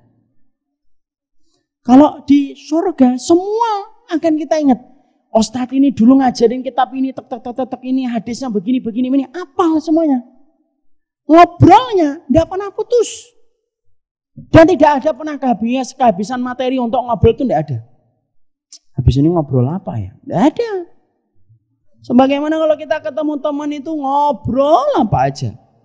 Dari ngobrol masjid, dari ngobrol presiden, office boy, harga pulsa, Nah itu semuanya diomongin. Nah, itu di surga nanti disesuaikan dengan kedudukan di surga itu. Maka kemudian mereka berkumpul di dalam pasar itu setiap hari Jumatnya dan mendapatkan angin dari arah utara menerpa wajah mereka, bertambah tampannya dan bertambah pakaian mereka dan bertambah bagusnya. Kemudian Rasulullah mengatakan, fayarji'una ila ahlihim. Lalu mereka kembali pulang kepada istri-istri mereka dalam kondisi bertambah bagus dan tampannya mereka. Istri mereka sampai berkata kepada mereka, istri-istri mereka yang ada di rumah itu ngelihat suaminya pulang. Istri-istri itu kemudian berkata, fa wallah laqasdabtum ba'dana husna wa jamala. Demi Allah ya, kamu itu mas bertambah cakep dan bertambah tampan setelah pulang dari pasar. Itu yang dikatakan oleh istri-istri mereka ketika berada di surga. Kalau nanti istrinya nggak ngomong itu, berarti bukan di surga. Fayakuluna wa antum wallahi laqasdattum ba'dana husna wa jamala. Maka kemudian suami-suami itu kemudian mereka pun menjawab, demi Allah, sesungguhnya kalian pun bertambah cantik dan bertambah bagus setelah sepeninggal kami. Maka itulah yang menjadikan akhirnya para ulama berkata, itulah yang menjadikan tidak ada kebosanan bagi penduduk surga. Dijadikan wajah mereka kemudian berubah. Istrinya secara otomatis walaupun tidak sebagaimana laki-lakinya, laki-laki itu mendapatkan ketampanan dari hembusan angin dari arah utara, baru kemudian bertambah cantiknya mereka, bertambah tampannya mereka. Para istri ketika mereka di rumah saling mengunjungi para sahabat-sahabat mereka, maka setiap pekannya langsung dijadikan otomatis oleh Allah bahwasanya mereka bertambah mempesona dan bertambah cantik oleh Allah Subhanahu wa taala. Dan itu termasuk salah satu kenikmatan yang Allah berikan kepada para penduduk-penduduk surga. Jadi tidak perlu kita perawatan khusus, tidak ada perawatan. Kalau ada yang mengatakan beauty is pain, cantik itu sakit, itu di dunia. Kalau cantik di akhirat itu tidak menyakitkan. Kalau cantik di dunia kan sedot tulang, sedot lemak, pakai benang, Allah. Nah itu semuanya menyakitkan dan jelas bahwasanya itu bisa menyebabkan dosa. Rasulullah menyampaikan kemudian dalam riwayat yang lainnya, An Anas bin Malik radhiyallahu anhu qala, yaqulu ahlul jannati intaliqu ila suqi fayantalikuna ila kasbanil miski fa idza raja'u ila azwajihim qalu inna lanajida lakunna rihan ma kanat lakunna qala fayaqulna wa laqad raja'tum birihin ma kanat lakum idza kharajtum min indina. Dari Anas bin Malik dia berkata, penduduk surga itu berkata, pergilah kalian ke pasar. Mereka pun pergi menuju ke daratan misek. Misek itu minyak wangi. Ketika mereka kembali kepada istri mereka, mereka berkata, sungguh kami betul-betul mencium bau yang harum dari diri kalian, yang mana sebelumnya tidak pernah kalian miliki. Mereka pun kemudian menjawab, sungguh kalian juga telah kembali dengan membawa bau harum yang sebelumnya tidak ada pada diri kalian ketika kalian pergi meninggalkan kami. Jadi ini tambahan bahwasanya bukan hanya bertambah cantik, bukan hanya bertambah tampan, tapi dijadikan oleh Allah mereka bertambah wangi dengan apa yang mereka dapatkan setiap pekannya. Dan itu merupakan bentuk perawatan Allah kepada penduduk surga tanpa susah payah yang mereka lakukan. Saya sudah sering menyampaikan satu perkara yang Allah, di antara banyak perkara yang Allah hilangkan dari kehidupan di surga, dari kehidupan dunia itu apa? Proses. Tidak ada proses ketika nanti di surga. Semua proses itu hanya kita jalani ketika di dunia. Kita pengen menjadi tampan, ada prosesnya. Kita pengen menjadi cantik, mungkin ada proses kecantikannya. Kita pengen jadi menang, ada prosesnya. Semua kehidupan di dunia itu fitrahnya ada proses. Beda dengan kehidupan di akhirat. Kehidupan akhirat itu tidak ada prosesnya. Semua yang Allah berikan, diberikan secara instan untuk menghilangkan keletihan kita ketika di dunia menikmati proses yang Allah berikan ketika kita menjadi hambanya. Makanya kalau kita masih di dunia ibu, nikmati prosesnya. Karena itulah yang menjadi fitrah kehidupan kita di dunia. Kalau nanti di surga semua Allah hilangkan itu prosesnya dan tidak ada lagi proses. Semua dijadikan seketika. Pingin dijadikan cantik seketika. Pingin dijadikan tampan seketika. Pingin dijadikan mempesona seketika. Dan Allah tidak memberikan proses pada kehidupan nanti di surga. Inilah yang menjadikan kita faham.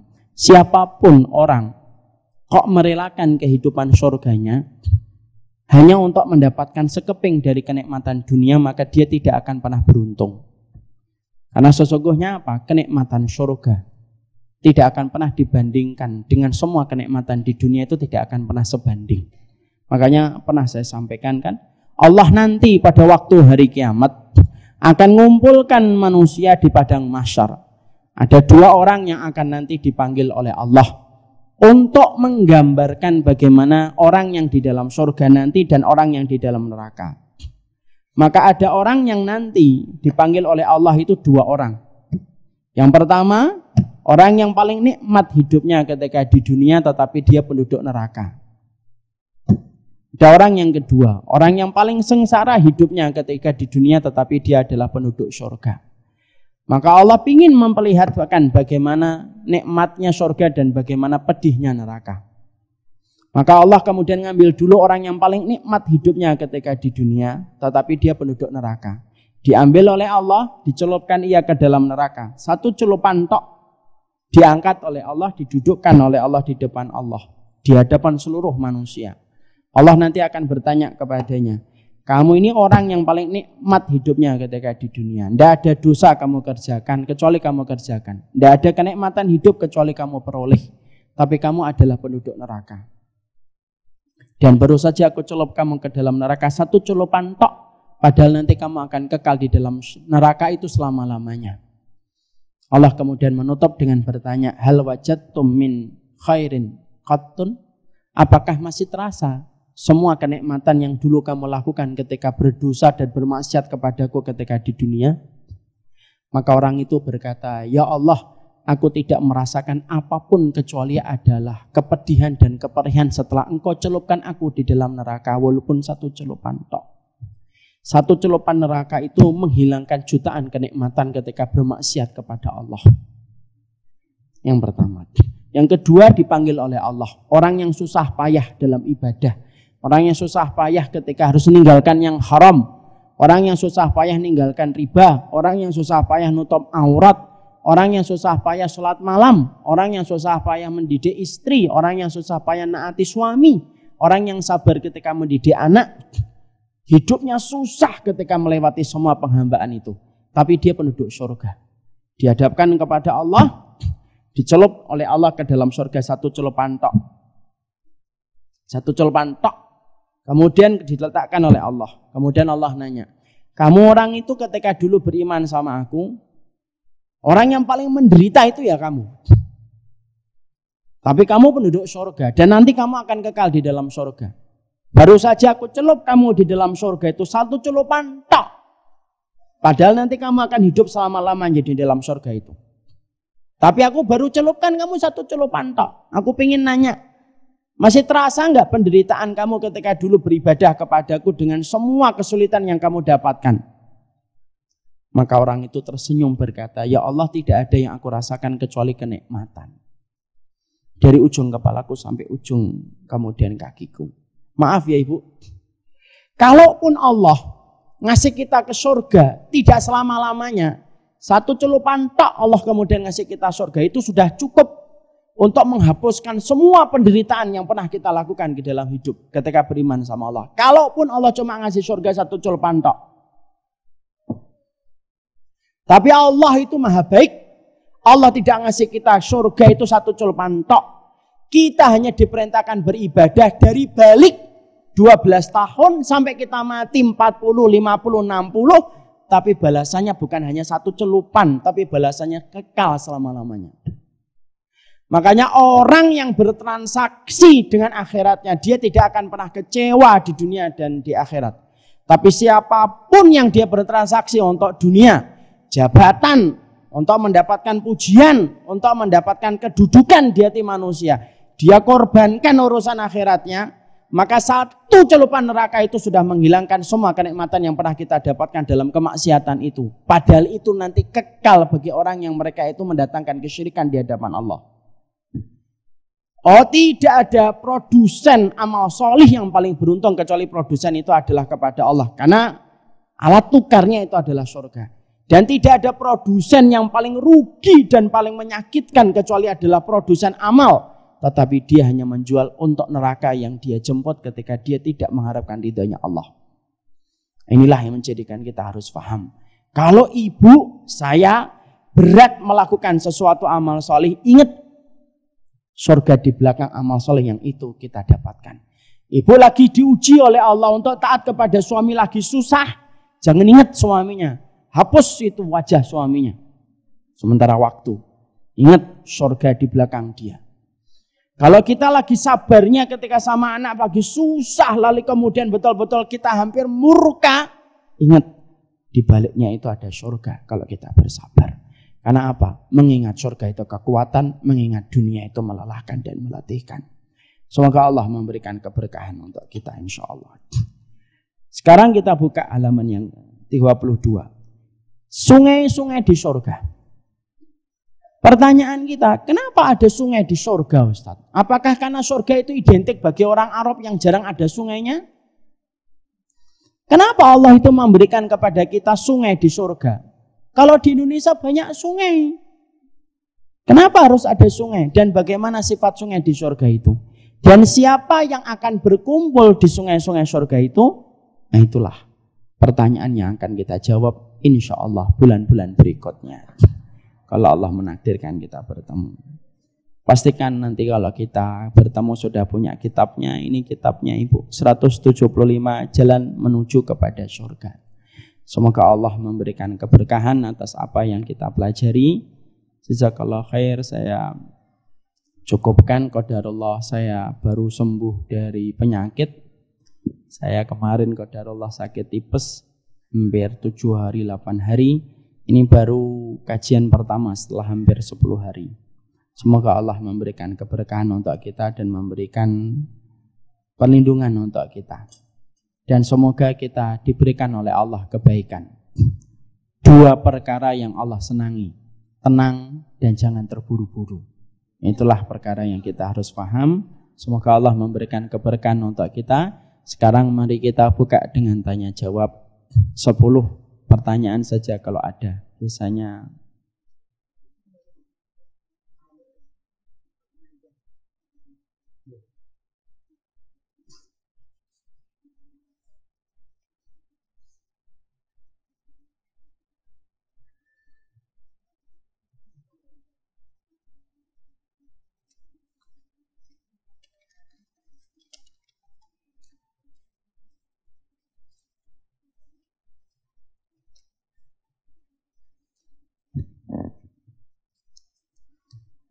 Bismillah. Batasan keterbukaan antara suami istri tanpa ada yang disembunyikan itu batasannya apa? Waduh. Ini masalah keluarga ini. Keterbukaan itu sebenarnya kita harus paham. Kita tentunya ketika menikah tetap harus memiliki pemahaman bahwasanya tetap ada ruang privasi yang kita harus hormati. Ya atau tidak, Ibu? Tidak setiap orang itu harus terbuka dalam setiap perkara, 100% tidak. Walaupun tertutup juga tidak baik, tetapi terbuka 100% tidak setiap orang mampu bisa memiliki itu. Makanya ketika ada seseorang menikah, maka batasannya itu mungkin berbeda-beda bagi setiap orang. Karena kita nanti menikahi orang yang memiliki sifat yang berbeda. Ada pasangan kita introvert, ada pasangan kita ekstrovert, ada pasangan kita yang terbuka, ada pasangan kita yang memang cenderung tertutup. Saya tidak bisa membuat batasannya gimana, karena batasan bagi kita kan beda-beda. Tapi yang jelas ketika ada seorang suami atau istri berkata, ini batasannya saya ya mas, atau batasannya saya ya istriku, sudah. Batasan itu yang kita harus hormati. Selama kita mentaati itu semata-mata untuk mendapatkan pahala di sisi Allah, maka itulah yang harusnya kita pertahankan. Seorang suami berkata, ini batasan saya ya, jangan dilewatin. Sudah, dihormati batasan itu. Dan kalau ibu sedang diuji dengan rasa berat untuk mentaati dia dalam perkara itu, niatkan. mentaati dia itu untuk mendapatkan surga supaya membuat ringan langkah kita untuk mentaati suami kita. Batasan cemburu kepada istri disebut di luar batas itu contohnya apa Ustadz? Ya contohnya banyak Ibu. Contohnya suami kadang-kadang ditimpa pertanyaan yang terlalu banyak lalu disertai dengan keinginan supaya sang suami bersumpah dalam setiap perkara. Ini sudah cemburu berlebihan. Contoh misalkan, kamu dari mana Mas? Makan bakso. Ayo sumpah demi Allah kalau makan bakso. Itu sudah berlebihan itu. Makan bakso aja pakai sumpah. Itu berarti cemburunya sudah terlalu berlebihan. Artinya pencemburu berlebihan itu ketika menyebabkan banyak kemandorotan. Ustadz, suami saya nggak ada rasa cemburu-cemburunya. Saya juga begitu. Ini benar nih suami. Tidak ada rasa cemburu sama suami. Sehatkah hubungan semacam itu? Apalagi seorang suami tidak bekerja di rumah terus bete dah. Nah, ini curhat. Sebenarnya cemburu tetap ada. Cuma memang alhamdulillah ibu selama ini belum mendapatkan sesuatu yang bisa membuat ibu cemburu, itu saja. Ya, tapi cemburu pasti ada atau tidak ada ibu? Pasti, tidak mungkin tidak ada cemburu, itu tidak mungkin. Cuma alhamdulillah suaminya mungkin terlalu baik. Sampai kemudian membuat istrinya tidak pernah cemburu. Dan ibu juga terlalu baik untuk suaminya sampai tidak pernah membuat cemburu. Itu saja husnudon saya. Tapi kalau betul-betul cinta pasti ada rasa cemburu. Itu pasti ada rasa cemburu. Mungkin karena kita menjadi pasangan yang ngerti batasan-batasan kita, akhirnya kita biasa, tidak ada rasa cemburu. Itu bisa.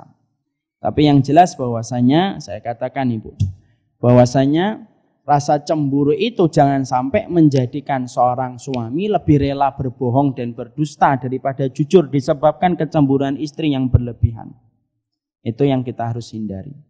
Dan jangan bangga kalau ibu menjadi seorang istri yang bisa membuat takut suaminya, itu jangan bangga.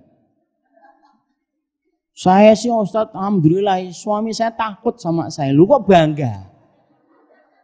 Itu berarti kebalik ibu. Nah kalau suami ibu takut sama ibu, terus gimana dia akan menurunkan ridhonya?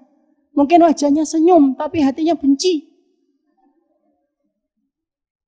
Jangan malah kayak gitu. Ada pula yang cerita sama saya. Suami saya itu macan Ustadz di luar. Tapi kalau sudah pulang ke rumah, kucing dia. Ya nggak usah bangga kayak gitu. Berarti kalau bisa adalah jangan sampai hal itu terjadi. Jika hubungan orang tua dan anak selama di dunia, mereka tidak ada hubungan darah, tapi seiman, seislam, apakah bisa dipersamakan di dalam surga? Jika hubungan orang tua dan anak selama di dunia mereka tidak ada hubungan darah. Oh ini anak angkat. Tapi seiman dan Islam maka bisa dibersamakan di dalam surga. Bisa insya Allah. Sama teman kita yang sama-sama beriman pun bisa, apalagi dengan orang yang begitu baik dengan kita. Apabila ketika ada seseorang teman yang diberikan harta berlebih dan dia tidak pernah merasakan kesusahan di dalam hidupnya, mulus-mulus saja, dibanding saudaranya atau teman yang lainnya, apakah itu ujian untuknya? Ingat, kekayaan itu ujian, kemiskinan itu ujian. Jangan pernah kita mengatakan sebagaimana yang Allah ingatkan di dalam surat Al-Fajr. Kalau diberikan kekayaan, lalu mengatakan, inilah Allah menyayangi saya. Ya. Fa'akramahu wa na'amahu fayaqulu rabbi akraman. Ada orang itu yang mengatakan kalau dia diberikan kekayaan berlebih, dia mengatakan Allah itu sayang sama kita. Berapa banyak itu? Kadang-kadang bapak-bapak, ibu-ibu sore-sore di depan rumahnya minum teh. Lihat tak Bu, rumah kita lantainya 4 Bu. Mobilnya 3, motornya 7. Allah itu sayang banget sama kita Bu. Kan gitu. Tapi nanti tiba-tiba kalau rumahnya itu tinggal 1, mobilnya ndak ada, motor juga masih kreditan, dia mengatakan dosa kita apa ya Bu kok sampai gini amat gitu. Allah kan sudah ngomong itu dalam surat Al-Fajr, jangan ngomong gitu. Orang yang diberikan kekayaan bukan tanda dia lebih mulia, orang yang diberikan kemiskinan bukan tanda dia hina. Kalau Allah itu meletakkan kehinaan dan kemuliaan itu berdasarkan harta, Fir'aun itu mulia, Bill Gates itu mulia, Donald Trump itu mulia. Kalau kemudian kemuliaan itu diletakkan pada harta. Tapi kemuliaan itu merupakan diletakkan oleh Allah kepada mereka yang Allah cintai. Kekayaan itu ujian, kemiskinan itu ujian. Orang yang diberikan kekayaan oleh Allah, Allah ingin nguji apakah dia bisa bersyukur sebagaimana Nabi Sulaiman dan Nabi Dawud ataukah tidak. Kalau ada yang diberikan kemiskinan, apakah dia bisa sabar sebagaimana sabarnya Muhammad SAW ataukah tidak. Dan ingat, kelapangan itu lebih susah menjadikan kita bersyukur daripada kesempitan lebih mudah menjadikan kita bersabar. Berapa banyak orang yang sering cerita, dulu ketika miskin kami bisa sholat tahajud. Tapi ketika kami kaya, 5:30 kami bangun. Karena terlalu nyaman kami tidur di dalam kamar yang kami buat empuk dan kami buat terlalu nyaman ketika kami tidur. Kenapa? Syukur itu lebih berat terkadang dalam beberapa kondisi. Makanya sampai Nabi itu berzikirnya tidak pernah meninggalkan zikir yang selalu diucapkan oleh lisannya. Allahumma a'inni ala dzikrika wa syukrika wa husni ibadatika. Ya Allah, tolonglah aku untuk berzikir kepadamu, bersyukur kepadamu, dan beribadah yang benar kepadamu. Loh, kalau Nabi Muhammad saja itu meminta tolong sama Allah setiap zikir habis sholat untuk dimintain supaya beliau bersyukur, itu menunjukkan syukur itu susah, syukur itu sulit. Padahal kita kalau ditanya secara otomatis, kamu pengennya menjadi mukmin yang bersyukur atau bersabar? Kita refleks ngomongnya bersyukur. Padahal kekayaan itu terkadang dan kelapangan itu terkadang susah bagi kita untuk bersyukur. Harta itu ibu dan saya, bapak dan saya, ibu dan saya, harta saya juga. Harta itu kaidahnya 2. Kalau halal hisabnya panjang, kalau haram adabnya pedih. Itu 2. Dan syukur itu susah. Sampai para ulama terdahulu mengatakan kepada kita, dulu kami ditimpa kemiskinan, banyak di antara kami yang mampu bersabar. Tapi ketika kami ditimpa dengan kelapangan, sedikit bagi kami yang kemudian bersyukur sama Allah. Jadi itu yang kita harus pahami, bahwasanya kekayaan dan kemiskinan itu bukan tanda kemuliaan dan kehinaan bagi siapapun. Jadi kalau ada orang, kalau misalkan dia hidupnya mulus-mulus saja, bukan berarti kemudian dia dibenci oleh Allah. Lihat bagaimana track record ibadah yang dia lakukan. Kalau ibu, bapak jarang diuji oleh Allah, jangan minta diuji juga. Minta kekuatan yang terbaik sama Allah. Ya Allah, ternyata saya ini kaya raya, tapi jarang diuji oleh Allah. Ujilah saya ya, nanti diuji protol imannya. Jangan meminta untuk kemudian diuji. Yang kita minta adalah kalau kita diberikan kekayaan, kitalah minta kepada Allah bersyukur. Kalau kita diberikan kesempitan, mintalah kita untuk bersabar. Itulah yang kita minta kepada Allah. Dan tidak usah evaluasi, dan tidak usah ngitungin orang lain. Mbak, sini mbak. Mobilnya berapa mbak? 3. Tapi kelihatannya jarang diuji ya mbak ya. Iya, dari kuliah baik-baik aja. Hati-hati mbak, itu istidraj, nggak usah gitu. Nggak usah ngitungin nanti orang lain. Nggak usah ngitungin dan evaluasi orang lain. Terakhir ya. Ya. Terakhir. Ustadz, apakah hanya teman soleh dan soleh yang bisa memberikan syafaat kepada temannya? Iyalah, yang soleh. Ya, kalau temannya nggak soleh sama-sama di neraka, gimana ngasih syafaat? Loh kan, di neraka. Padahal dulu saya ngarepin kamu, kan nggak bisa. Nggak bisa lah, harus soleh. Nah, berteman sama orang soleh itu, ibu, saya kamu ngomong. Berteman sama orang soleh itu,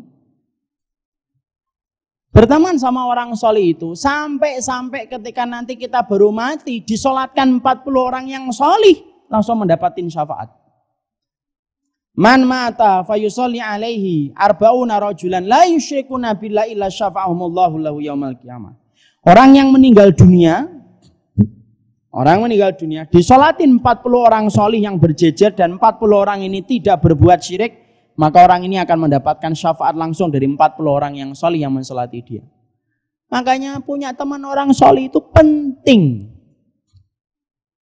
Bukan anjuran, penting. Di dunia aja dapat syafaat. Makanya kalau kita berteman sama orang itu ibu, kita ini sebenarnya sedang memilih dia untuk mensolati kita nanti kalau kita meninggal. Nanti kalau kita ini solih, ajak salaman, kenalan. Kenapa? Sebenarnya kita kalau kenalan sama orang solih itu sedang memilih dia secara tidak langsung. Nanti kalau saya mati sholatin ya. Tapi nggak usah ngomong ketika baru kenalan. Saya kenalan sama kamu itu sebenarnya supaya kamu nyolatin saya, nggak usah gitu. Lah ibu coba lihat nanti di handphonenya, ada nggak 40 orang solih yang ibu kenal di handphone? Jangan-jangan nggak ada 40 orang solih di kontak kita ini. Nanti kemudian ketika kita meninggal dunia mungkin yang sholati kita 100 orang, tapi tidak solih. Allahu Akbar, rakaat yang pertama, takbir yang pertama, tidak ngerti bacanya apa. Paling-paling ketika meninggal dunia mungkin malah kemudian selfie gitu. Telah meninggal teman kita dan sahabat kita. Ditulis caption. Tapi mendoakan malah tidak bisa. Berteman sama orang soleh itu harus dijemput bola. Jangan nunggu orang solehnya deketin kita. Kita kan bukan orang kolokan dan manja. Kan orang soleh harusnya jemput kita gitu loh. Kita ini pangkatnya siapa? Harus deket. Datengin ustadz, datengin orang soleh tetangga kita, kenalan baik-baik. Mungkin dengan kita bonding dengan orang soleh itulah yang menjadikan mereka ketika nanti di handphone mereka membaca WA bahwasanya kita meninggal, dia akan meletakkan handphonenya, lalu kesolihannya dia akan mengatakan Allahumma firlahu warhamhu wa'afihi wa'fu anhu. Itu kalau diucapkan sama orang soleh, pintu langit terbuka, Bu. Kenapa? Sedikit dosanya. Karena yang menghalangi doa itu dosa. Kalau yang mendoakan kita banyak maksiatnya, walaupun yang doain banyak, tapi bermaksiat semuanya kepada Allah, tertutup pintu langit karena pintu langit itu menutup dari doa yang bermaksiat kepada Allah. Makanya nggak usah banyak-banyak, 40. Tapi betul-betul mensolati kita kalau kita meninggal dunia. Lah kalau ndak solih ya ndak bisa. Ada teman saya bukan teman sholat, bukan teman puasa, bukan teman ngaji, Ustaz. Misalkan teman arisan, ndak nyari. Teman satu kota Bogor, ndak nyari. Walaupun berteman ndak apa-apa. Bukan berarti nggak boleh berteman, boleh, tapi nggak nyari. Bapak-bapak punya teman-teman mancing, boleh, tapi teman mancing ndak nyari. Ini teman mancing saya ya Allah, ndak dicari. Tapi boleh berteman, nggak apa-apa. Ini teman gowes saya, boleh, tapi nggak akan saling nyari. Teman yang saling nyari disebutkan hadisnya tadi, yusalluna ma'ana, yasumuna ma'ana, wa ya'maluna ma'ana. Perhatikan 3 kata yang disebutkan Nabi. Yusalluna ma'ana, yasumuna ma'ana, ya'maluna ma'ana. Dulunya sholat sama kami, dulunya puasa sama kami, dulunya amal solih sama kami. Jadi kalau ibu pernah itikaf sama siapa, pernah kenalan, bisa jadi orang yang ibu ajak kenalan itu tersentuh dengan ibu dan kebaikan ibu. Walaupun ibu sudah lupa sama dia, dia nggak pernah lupa. Lalu akan mengingatnya ketika nanti di surga. Saya pernah ingat dulu ketika itikaf. Ada yang bawa rendang 3 kilo kebanyakan, nggak habis-habis kasih ke saya. Kita nggak ingat yang ngasih, tapi kemudian dia yang dikasih ingat. Itu akan diingat. Yang disebutkan Nabi 3, sholat sama kita, puasa sama kita, amal solih sama kita. Amal solih itu apa? Ngaji, sosial, bantu masjid sama-sama. Itu amal solih.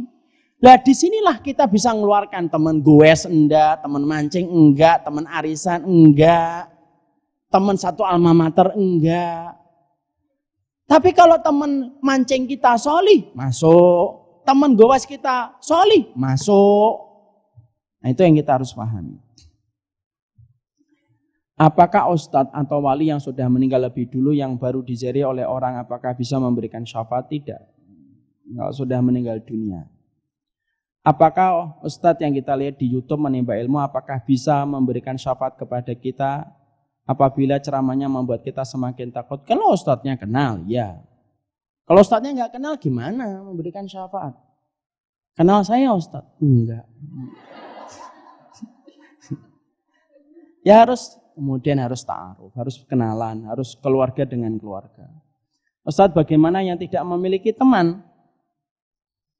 Karena ada udzur. Nah, kalau dia tidak memiliki teman, ya mungkin mendapatkan syafaat dari yang lainnya. Kan syafaat bukan hanya teman.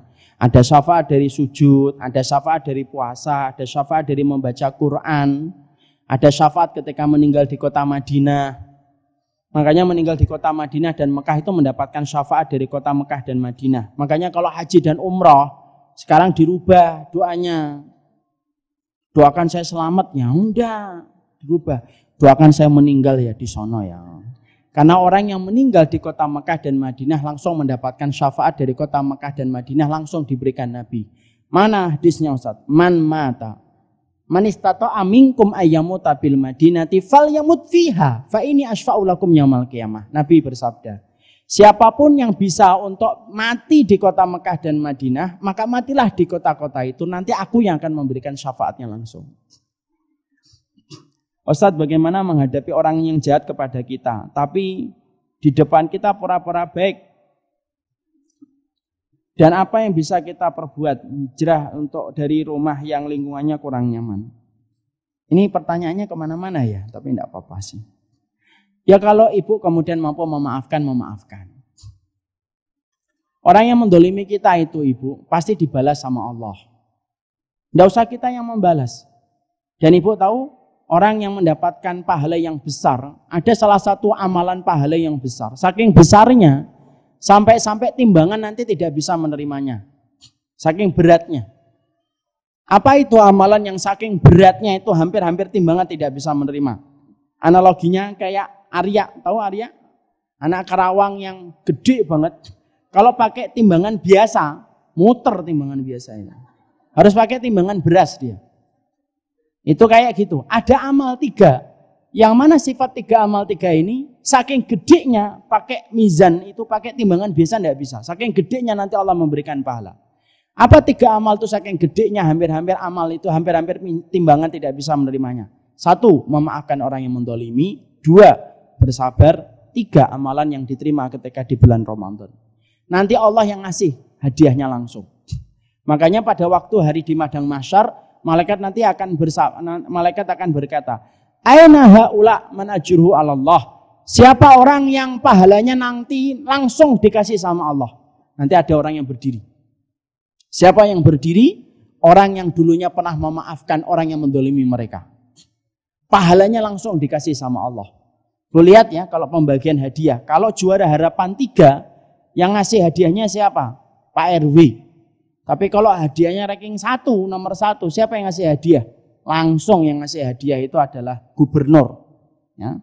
Dan itu yang kita nanti dapatkan. Dimaafkan aja. Boleh nggak dibalas Ustaz?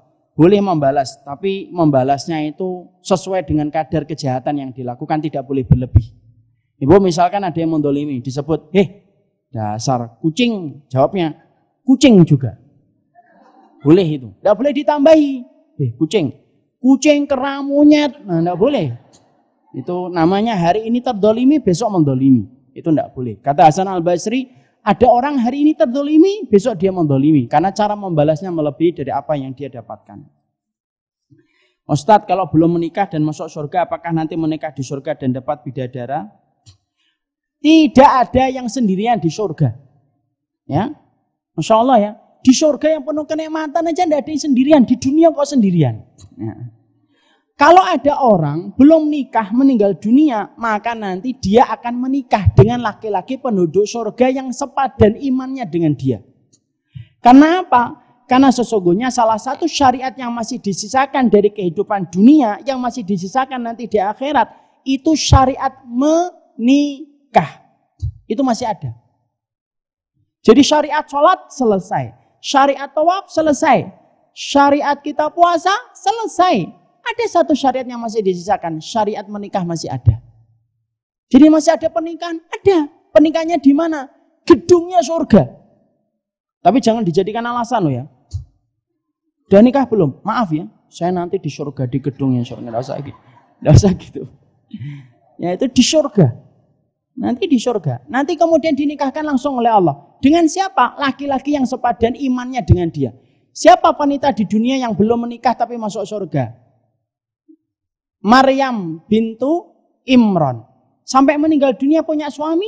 Enggak punya suami. Ketika di surga nikah atau tidak nikah? Ibunda Maryam nikah dengan siapa? Rasulullah Muhammad. Karena tidak ada laki-laki yang sepadan dengan Ibunda Maryam kecuali adalah Rasulullah. Jadi nanti akan dinikahkan bukan dengan bidadara, karena tidak ada bidadara. Lalu terus siapa? Laki-laki surga yang sepadan imannya. Emang ada Ustadz? Ada. Yang memilihkan Allah. Kalau tidak cocok gimana? Oh, yang memilihkan Allah kan tidak cocok. Mesti cocok. Apabila kita mengangkat anak, apakah kita sebagai orang tua di dunia masih bisa berkumpul dengan anak angkat kita? Kalau sama-sama di surga insya Allah semuanya dikumpulkan. Bagaimana suami yang poligami? Istri mana yang akan diajak ke surga? Ya istri-istri semuanya kalau masuk surga. Jangan nanya poligami saya sama saya. Saya belum praktisi poligami. Nanti kalau sudah poligami boleh saya jawab semuanya.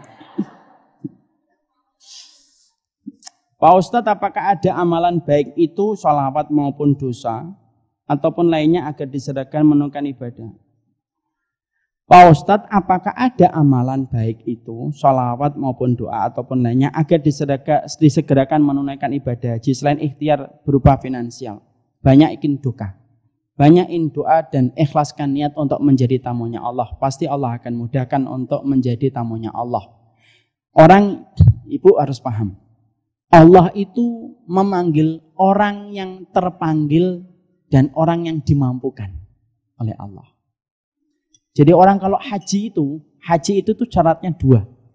Dia terpanggil dan dia dimampukan oleh Allah. Ada orang yang mampu, tapi dia tidak dipanggil sama Allah. Tidak haji dan tidak umrah. Ada orang yang kemudian dia terpanggil, tapi dia tidak mampu ketika dia sakit, lumpuh dan lain sebagainya. Maka Allah itu akan memanggil dua orang. Dua sifat dalam satu orang. Orang yang terpanggil dengan orang yang mampu. Orang yang dimampukan oleh Allah.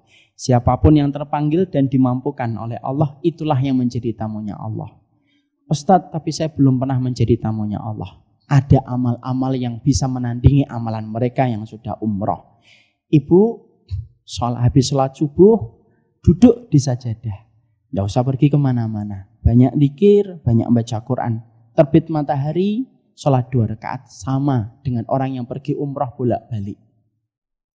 Ibu datang ke masjid pagi hari kayak gini, sore hari nanti ada kajian ikut lagi, pahalanya sama dengan pahala umrah. Allah itu kalau nutup satu pintu, Allah buka pintu-pintu yang lainnya. Jangan fokus pada pintu yang belum dibukakan oleh Allah, tapi fokuslah pada pintu-pintu yang sudah dibukakan oleh Allah. Saya belum pernah haji Ustadz, saya belum pernah umrah Ustadz. Ya sudah, dapatkan pahala umrah.